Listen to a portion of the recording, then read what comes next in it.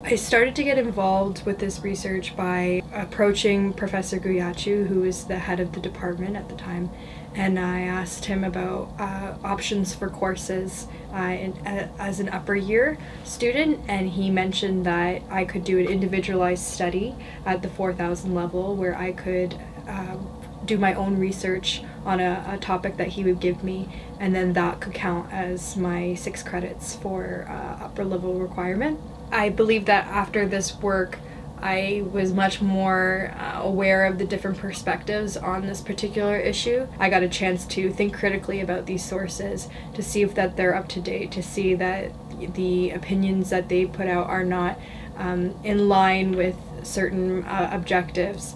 I also feel like I was able to contribute to the research goals that Glendon has for its biology programs. So Glendon is unique in that we have a beautiful forest in our own backyard, and it could be used as a research tool in many different classes. 2 different courses I've taken, human health and communication, and also utilisation des ressources biologiques. Both of those courses I've had a chance to actually get out of the classroom, and we would go down to the forest, or the forest up here or down below, and we would either collect insects, look at the different species that are around, and talk about erosion and the different issues that we have with our forests here. But it's such a great experience to be able to actually get into a forest or nature and discover biology right in our own backyard. I had the chance of participating in a field course last summer. For 2 weeks we went back and forth to Courtright Conservation Center. There we did all sorts of statistical methods and tests.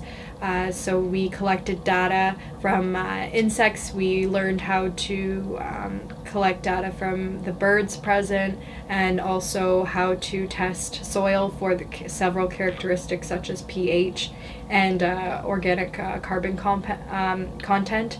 And we did a variety of tests outside and a variety of tests inside in the chemistry lab at school, or in the environment lab. There's a lot of practical activities that back up the theory that what you're learning in the class as well.